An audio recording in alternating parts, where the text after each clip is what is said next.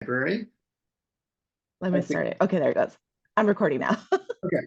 Yeah. So when I was a kid, my mother was a librarian, and she was a librarian at the public library. She's a children's librarian, and I spent a lot of time at the library. She used the library for childcare after school and things like that. So it's always been a place where I spent a lot of time and felt very comfortable. And it just after college, it just seemed like a natural fit for me to go into librarianship. I love books and I love to read, and I still do. Obviously, when I got serious about going to library school, I quickly learned it's really not really about books anymore, or if it ever was. But yeah, it's just something that I've always understood, and just even today, I spend a lot of time at the public library with my family, so it's just like just a big part of who I am and what my family does. Um, in terms of how this professional path evolved over time, I no longer work at a library, like a public library. I work for the state library in an administrative role, and I just, um, yeah, I think just over the years, I just kind of like got more comfortable with administrative tasks like budgets and supervising people and things like that. And just kind of got experience. And I was given a couple of nice opportunities by like the County of Los Angeles when I lived and worked in Los Angeles to do a lot of training, um, leadership training. They invested a lot in their staff, which I think was really nice. And yeah, I was just always interested in like seeing what was out there in terms of different jobs. And for the most part, I think it's worked out pretty well. Yeah. And then let's see. The next question is, how do I establish and maintain effective relationships um, with departments and organizations? So it's a really good question, actually. It's a bit, I think it's about being responsive. Like people um, want to know that there's someone on the other end of the conversation and not letting things sit or settle for too long. I think people respond well to people who are responsive and have sort of a no problem too small or too big attitude, which I try and have. I really do try to invest time in meeting people where they are, but also often meeting people farther than 50-50. Like maybe if you really want something to work out, frequently you do have to go meet people a little bit on their side of the conversation a little bit, which is something I found works pretty well. Um, not really just doing the bare minimum to keep the conversation going, but to really reach out and is there anything else you need uh, for help, those kinds of things. So the most important aspect of my position is probably I supervise a team of about 11 people. So it's really about making sure that everybody feels comfortable and they have the tools that they need to do their jobs, and that they understand what their role and what their tasks are. I found that people are way more effective when they understand exactly what it is. Well, maybe not exactly, but when they understand clearly what it is that they're being asked to do. And I feel like, being able to directly help people is very important to understand the work that they're doing. As you get a little bit further away from the day-to-day work, it's very easy to kind of lose sight of like what is actually being done on the ground during conversation. So you have to make an effort to kind of understand the details, because people will respond to you more, I think, if you demonstrate an understanding of what the issue is at hand, rather than just like like telling people that you're a leader or supervisor. I don't think really does that much for people. They really want to know that you're interested in what what, what they're doing. So yeah, I would say that's the most important role, I mean, administering library programs, I mean, there's a lot of, details. There's budgets and there's like timelines and there's compliance issues. Like there's certain things that people can and can't do within different programs. There's a lot of rules and regulations to keep track of, but those types of things can be managed. But what is really more important than that is that the relationships that you have with the people. Going back really fast, Reed, to your Yeah. first question, do you want to talk a little bit about how you ended up in the county and then your different positions throughout Oh, your sure. career? Yeah. Yeah. So let's see. I went to library school, and then that was a weird time. That was a very it's a very different time than now. Although it wasn't that long ago. That was 2007, and it was there was a lot of opportunities for jobs, like a lot. And if you just wanted to take an interview and you kind of went through the steps, there was a lot of opportunities. I think that at that time, the Los Angeles County had more open positions than people applying for them. So it was like if you wanted to start working there, you could. And then I worked there for a while as like a teen librarian and reference desk. And then they offered me a position to become a branch manager of a small branch, and I took that opportunity. And that was really hard. That was probably the hardest job I've ever had, actually, that one, because that was like being like a branch manager is like really, really challenging. And then I went to work for the city of Azusa in sort of a similar role, and that was a really good job as well. And I think after a while, then I went to work for a nonprofit library, which is Braille Institute in East Hollywood in LA. And I wanted kind of like a change of pace to work for like a nonprofit, see what it'd be like to work not for a city or a county. And that was great. And then COVID came, and then we moved. And then I applied for a job at the state library after a little while and took that as well. So yeah, I've had like a couple of different, they're much more similar than different because again, it's really about working with people. And so the similarities are much more so than the differences. Yeah, I just so that people, I think they'll want to know, like, where did you start and how did you Oh, get to where okay. you're at today? Okay. So yeah, that works. Yeah. Thank you. Okay, so the next question is, what type of decisions do you have to make and how do you weigh your decisions? Um, so the decisions are often about compliance, like is this within the rules or is it not?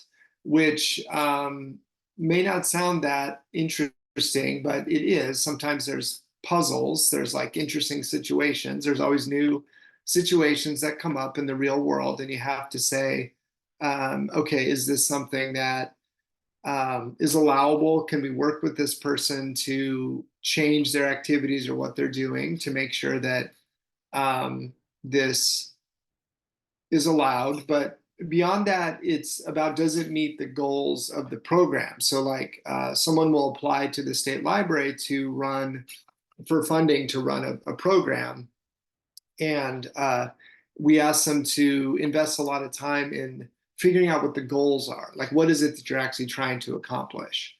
And then working with them to make sure that their activities are all pointed toward their goal, which is often about equity, which is like equitable distribution of programs and services, making sure that people in the library community who may not have had a chance to participate now have a chance to participate because of your actions. And that's like our guiding principle here.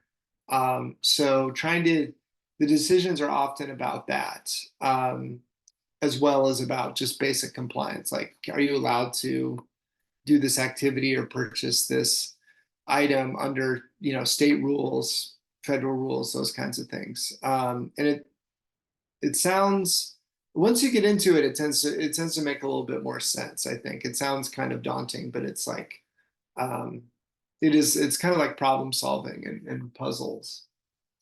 So those are the main decisions every day.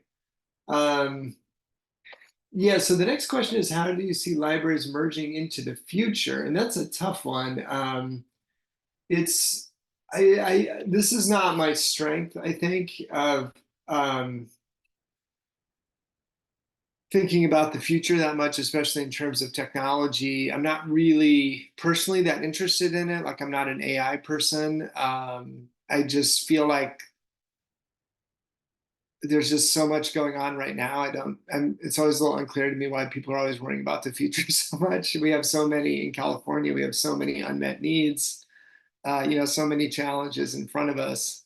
Um, I do think that, um, and I'm very um, enthusiastic about the library service and the model of library service that we currently have in California. And I don't think that we really need to change it. What we need to do is bring more people in and distribute the all the wonderful things that libraries do more equitably, I think, is where I spend most of my time thinking. And I'm sure I'm probably wrong. And there's something, AI is going to change everything in like a year or something, and I'll be left out in the cold maybe. But for now, I really think that the future will, especially with library services, probably going to look more like the present than I think most people probably think. But for me, it's like, um,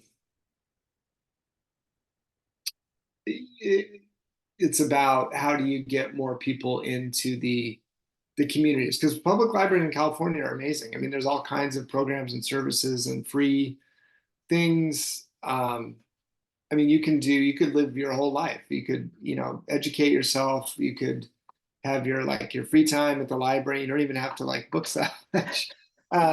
And it would be a great place, especially for young people and children, to support their education. It's just, if we could, but there's probably a lot of people in California that don't really know that. And it's kind of about trying to help spread the word. Mhm. But if I had to say something about the future, I mean, it does seem like, um, I think AI is probably going to play a big role, especially in the college library environment, maybe Mhm. more so in the public library environment.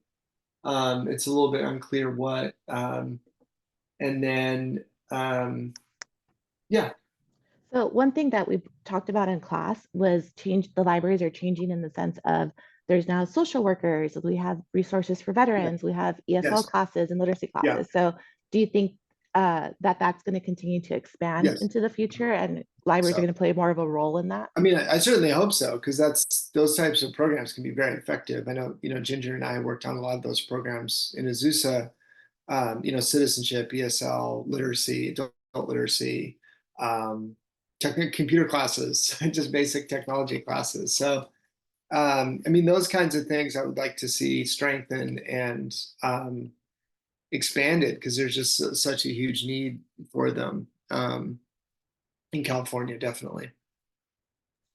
And I think that's where grants and funding come into play because not a lot of like city libraries are going to support things like that. So that's where we Yeah, look yeah. to you guys for help Yeah, for the with our state. grant funding, we do generally try to look for new programs and services that are extra or supplemental to what's going on with the day-to-day life of the library. Like, if someone has an idea, um, we want to, and it's an equitable idea. It's like, um, helping. It's targeted towards marginalized communities or people who may have felt like unseen or unheard, um, in the community. If you can target a service towards them, that's what the state library is funding right now. Um, and That's, I mean, but that's what I consider to be innovative. Like, I mean, Mhm. not to keep coming back to AI, but like I have, and again, I'll probably be wrong, but I've actually yet to like see something from AI that strikes me as particularly innovative. It's just like searching the internet, which I've been doing for 20 years. But like, if you, to me, a real innovative thing is like, the things that we did at Azusa, like, let's have a citizenship class and like Mhm. prepare people for the citizenship exam. Because if someone can become a United States citizen, that's a huge there's research that shows that's like a huge benefit for their quality of life, for their income moving forward. And it's like, to me, that's really where libraries should be spending um, their focus and energy. Yeah. And I agree. I'm not a big AI person. Maybe I'm just old school Yeah, generation, but I'm just like, I don't understand it. So I don't even yeah, bother. well, yeah, Ginger, you and I will be together in the cold when AI takes over. Yes. Uh, and so that, I mean, it's related to the next question, which is what are some of the most pressing issues facing libraries today? I mean, to me, there's the ones that have been very pressing for a while, which are you know, the same that are the challenges in the community. I mean, California here, especially here in Sacramento, we have a huge challenge with unhoused people, untreated mental health and addiction.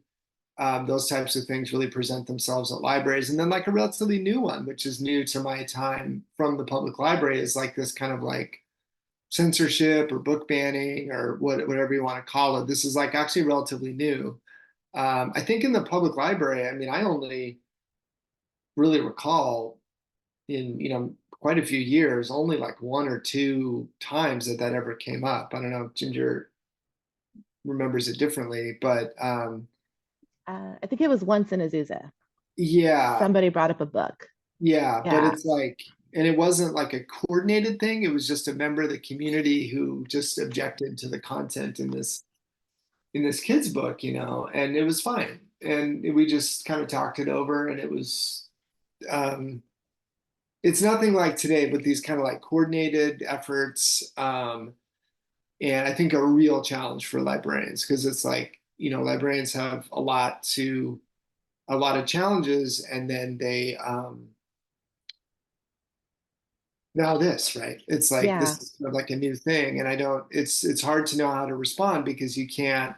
Librarians are very committed to listening to people and hearing people out, and like, okay, um, you can't just say, "Oh no, we're not doing that," especially if the person making these types of decisions is on like your city council or your library board or something like Hmm. that. You literally can't do it because they're in charge. Yeah. We did a whole unit about censorship and book banning. And we spoke about a library in Orange County that's going through that right now. Yeah, is that And Huntington Beach? yeah, Yeah, yeah, we had a whole thing yeah, about that. So yeah. I mean, yeah, I don't know anything about that that isn't on the news. I mean, we're yeah. working for the state. I can't like, I don't really have like an opinion about it. But I just know that from what I hear, it can be very challenging for the Hmm. frontline library staff. So I Yep. think that's like a real issue that I don't really have a good handle on because, like I said, it's just like I don't really recall this happening that much. Yeah.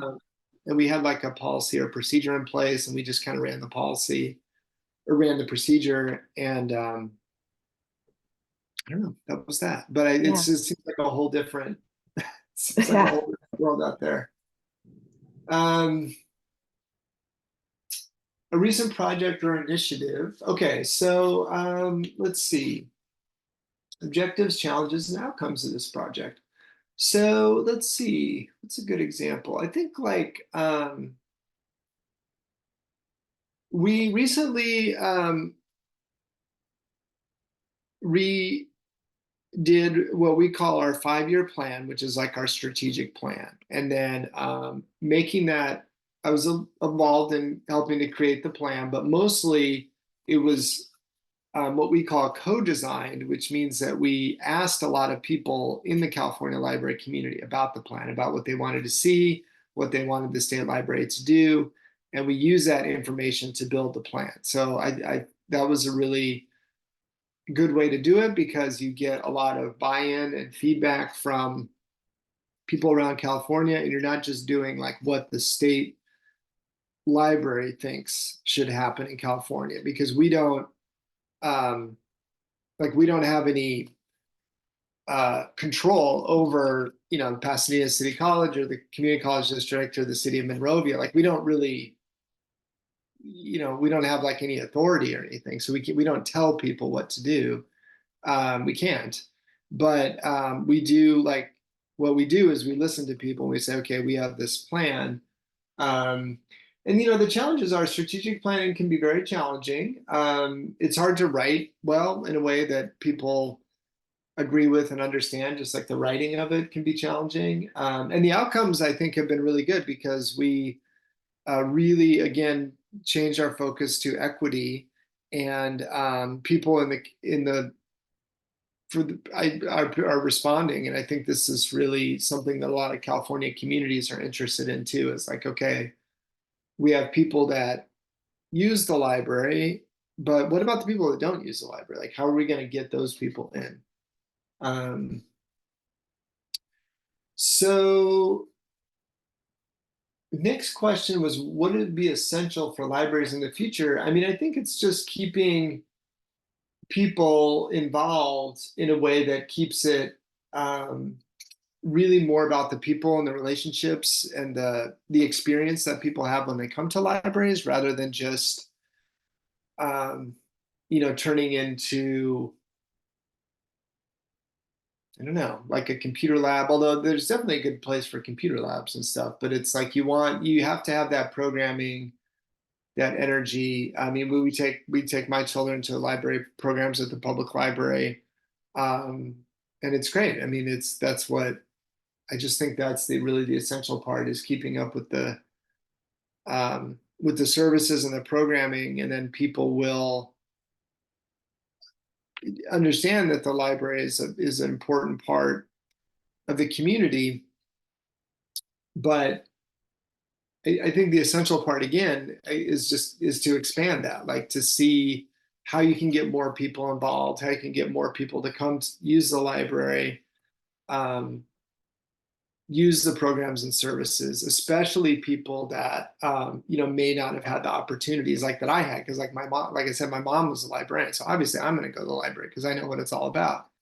But if you didn't have that advantage, how can the library give the same experience to those people that those of us got, who are just way comfortable with the library? And it helps to start young. I mean, the children's programming, I think, is really the bread and butter of the public library, to get people, to get children interested in going to the library and reading and checking out books.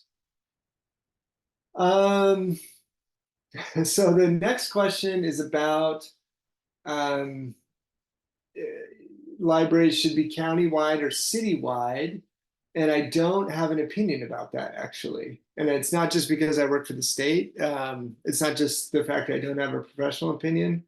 It's like I really have no opinion. It's just California just kind of developed that way over the decades, and I think over the century now. Because I mean, LAPL, for example, is has been around for a long time. The Pasadena Public Library has been around for a long time, and how that came to be is just so tied up in the history of California. I don't want to say it has nothing to do with the libraries, but it's just so complex and historical that I just think focusing more on the things we try and promote at the state library are resource sharing and interlibrary loan, and kind of making sure that the libraries share with each other, which we're pretty successful at doing. And the public library directors are great. We work with them all the time about that. But I think that's really the way to go. I don't know that it's pretty rare in California for the administrative structure of a library to change, like from a city to a county, or from a special library district or something like. That's pretty rare, and it doesn't happen very often. And it's just like, I don't know, that ship has probably sailed. Let's see, 60% of if libraries were allotted bigger budgets, what do you think it would look like? Well, it kind of depends on the community. I mean, I know a lot of libraries have unmet infrastructure needs, like the buildings themselves are older than the internet technological revolution. So they were built before the infrastructure was needed to to power the building with like that much fiber internet cables and things like that, which is something that we at the state library do our best and always encourage communities to invest in if they can, like the physical buildings themselves. But I think if everyone went to the library more, there would be, I think, more of an understanding that the libraries are not just about checking out books, they're about, programs and services.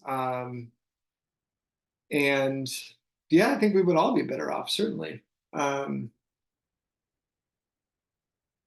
So the next question is, how's the field evolved from when you started? I don't know. I mean, it's not that different, I think, from 2007. Like somebody like my mom went through a massive change in her library career because when she started, there was no computers, there was card catalogs. And then when she retired, it was all computers. So to me, that was probably the huge change of, my when my mother started, it was about making mark records and doing the card catalog and like I don't know what they did. They did a lot of programming. I know that there's always been children's story hours and things like that. So in that sense, that hasn't changed. Um, but in my time, I think it's more. I think people have just come to understand that there's really no going back to those old days of the library being like a quiet place to study. I mean, I'm sure the PCC library is still that way a little bit, but the public library, um, I think it's just acceptance that we're in, that they're more like community centers now where people come and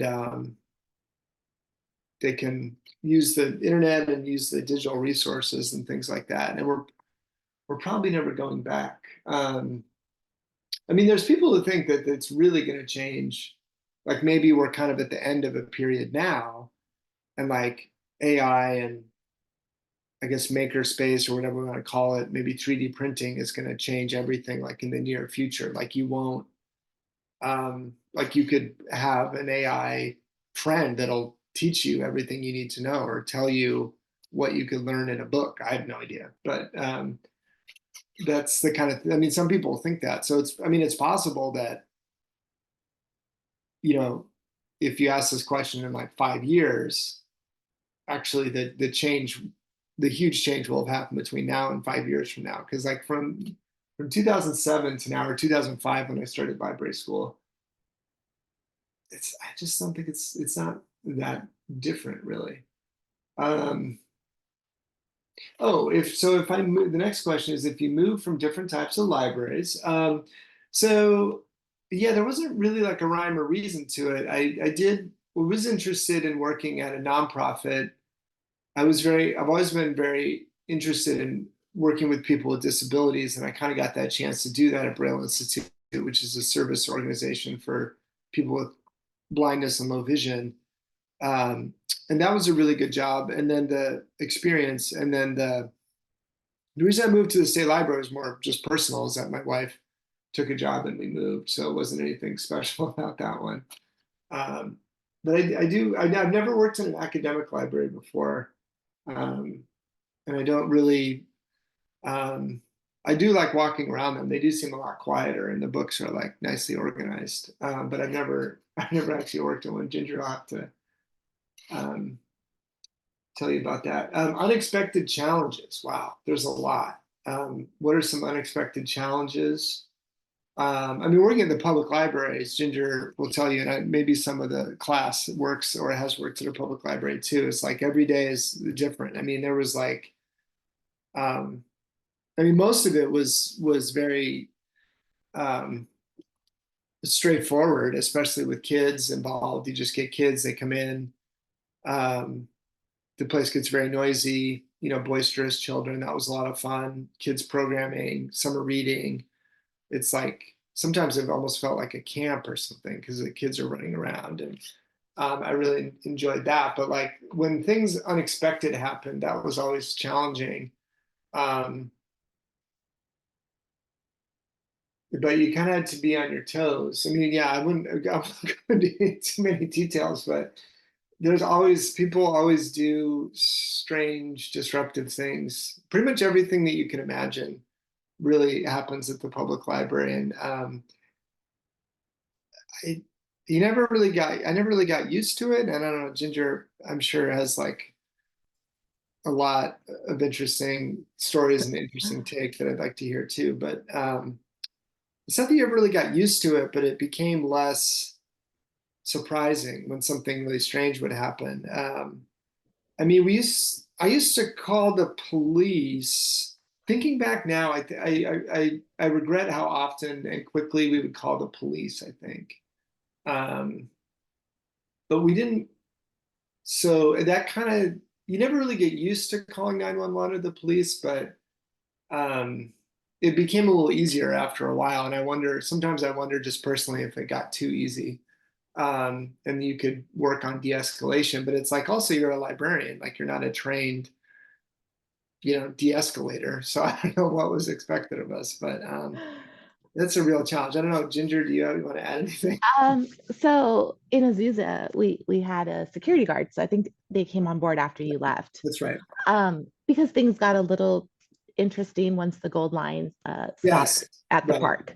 Right. So once the Gold Line came to Azusa, we got a very interesting cast of people that would come into the library, and it kind of became a little unmanageable for us. Like you said, we're not trained to de-escalate situations, and it was Yes.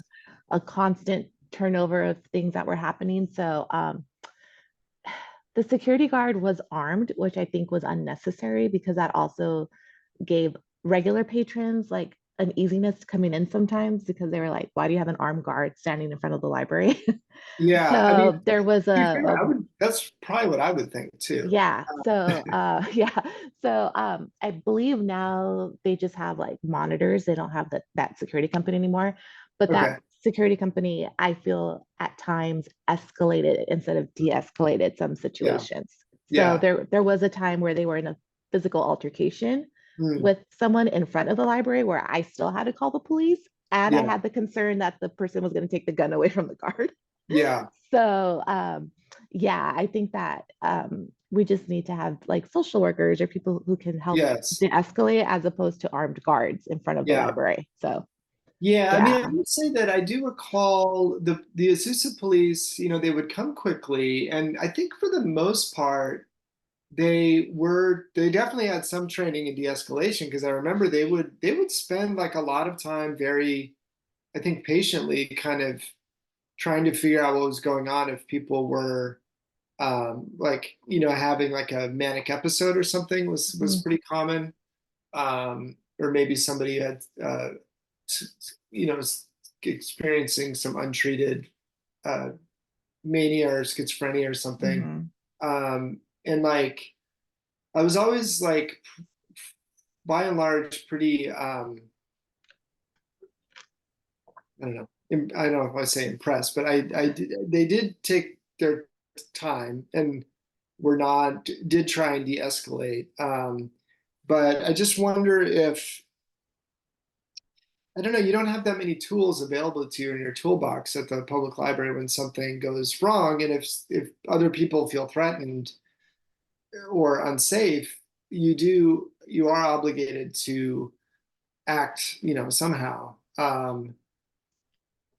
So it is a challenge. And I know it's a challenge for libraries everywhere. I read the newspaper. I know in communities in California are really trying to sort this out because you want to be welcoming. I mean, it's not Mhm. against the rules of the library to be experiencing mental illness or be unhoused or, not only is it not against the rules, but I mean, the library is actually like a pretty good, safe place and it should be. But you have to balance that against the safety of everyone else who's in the building. So Yeah. I don't know, it's challenging. And I think you also have to grow a thick skin when you work as a librarian or in the library, Yes, because a lot of times people just project their anger onto yes, you. So, I yes, mean, I've been called so many different names, yeah, and you just kind of just let it bounce yeah, off of you because it's not you that they're angry at. They're just having issues yes, that day. So, I think that's yeah, something else people need to know that happens to us. yeah, Yeah. yeah. But I mean, for the like, I wouldn't want to scare anybody because, like, No, for the no, no. most part, it's like, I mean, most people are like pretty cool, especially Yes. the adults. I mean, Yeah. especially the children, and including Yeah. most adults too.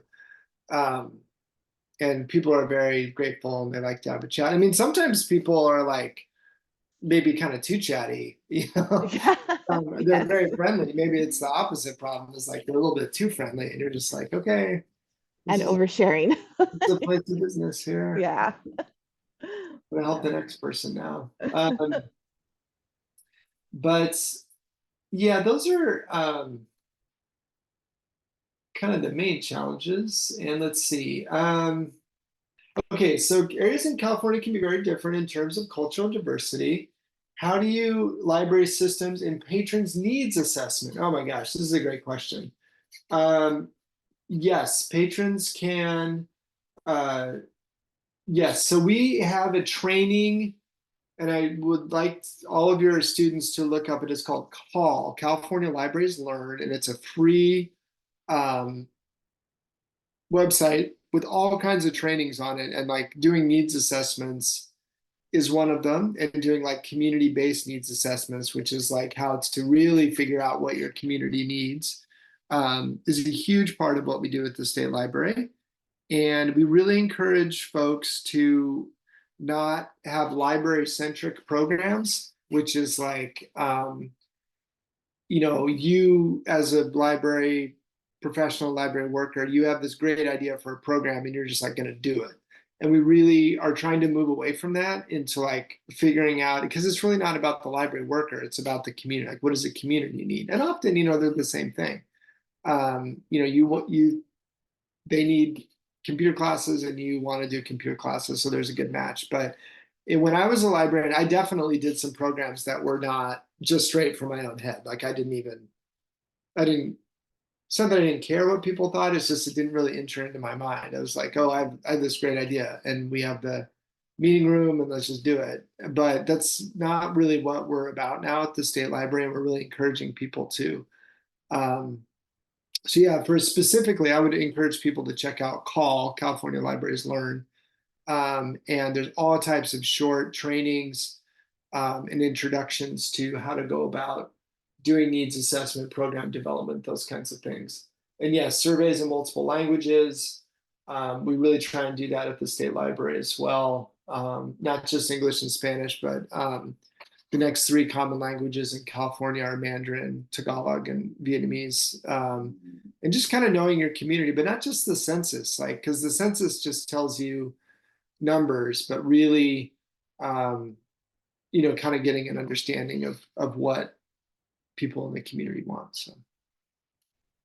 And I think that's very true because like we offer adult programming and that was really based on like what the adults were looking for. So like they do Dungeons and Dragons, which I never would have. I know nothing about Dungeons and Dragons, so I would have never even thought of doing that. Yeah. And they do a lot of like adult board game nights. We have game show extravaganzas on Friday nights, which I really want my coworker to submit to CLA, but that's a whole other story because they're very successful programming. But that's stuff that the adults were looking for because they were just like, oh, the kids have all the fun. What about us? Like, we want to do Yeah. these things. And so our Dungeons and Dragons went from like one dungeon master to like three now. So it's like Wow. super popular Dungeons and Dragons. And I'm just like, all right, guys, you guys have at it. So Yeah. yeah, things like Yeah. that. It's like that's what they're looking for. That's what Monrovia wants. They want more Dungeons and Dragons and video games. So Yeah. yeah. So Um, all right. Well, cool. That was the last question. Those were some great okay. questions.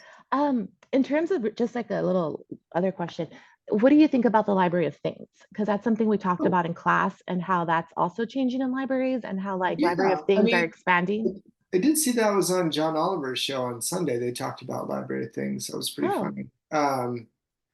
Yeah, I think it's great. I mean, I think as long as it's community based, like what does your community want? I know in Berkeley they've had the library of tools for many. They've been one of the original ones, and okay. they just figured out a long time ago that people often needed to borrow like a level or you know, a belt sander or something but they didn't really want to buy it because like how often do you need that? And I think that was really smart. A lot of other libraries are doing that as well. I've certainly borrowed things from the library of things here in Sacramento. Oh, okay. I actually lost a piece of one of them and had to like and eventually I found it, which was great. But yeah, I kind of had to like negotiate a little bit with them. So be careful not to check out things that have too many like loose pieces because they'll disappear. That is very true. Um, so, but yeah, I think those are really cool ideas. I mean, to get more people into the library than just, traditional book lovers, really. Right. And then in terms of like social media, how do you feel social media is assisting with library promotion and awareness? Yeah, I mean, that part I'm probably the wrong person to ask. I don't use social media myself. We do have a person here at the State Library in our communications department. Oh, okay. They do a lot of like TikTok and stuff, and then we get like this stats on what is the most engagements. And occasionally we've had a couple of things have a lot of engagement. But I couldn't say why one thing does over another. But I think it's an important piece of the overall strategy to get the word out. I mean, we've been doing, because I remember like when I started working for the county, the big thing was MySpace pages, and like Oh every my library gosh. would have their own MySpace page. So social media is like not a new thing either. Right. I Okay. don't know, someone younger would have to, or someone, more experienced in social media would need to feel that one, I think. Yeah, we went viral for the most random video. It ended up getting like 1.4 million views. And we were just like, how Oh did my that gosh. happen? Yeah, just like Wow. randomly this one video we did. And so Did it have to do with the music? Isn't that a big part of it? Like if you just I ran a song will maybe, boost. yeah, Okay. I don't do I feel so old now saying this, but I'm not that great at social media. Like I know how to use Instagram and like Yes. Facebook, but I don't do like the reels and the TikToks and all that stuff. We have our marketing department, that our marketing team, who's Oh, the young that's ones, good. Yeah, who it do helps to that. have somebody that's really interested, because there's nothing worse than Yeah. having that be somebody's duty and they're not interested in it, because then you're Yeah. really going to get good So social. yeah. And that's all the different aspects of working in the library. You'll if you're really good at that kind of stuff, there's probably a job for you in libraries. So it's Yes. not Yeah. just about being the librarian who does reference questions, which I think is important for them to know as well. So Yeah. yeah. Well, do you want to add anything else? Or you? No, this was really fun. Yeah. Thank you. And I hope the class goes well. And I hope everyone is interested in, at least gives it a shot to work in a library. It's a lot of fun. Yeah, it is. And thank you, Reed, for joining us. Of course. I'm gonna go ahead and stop the recording and Okay. then I will, let's see.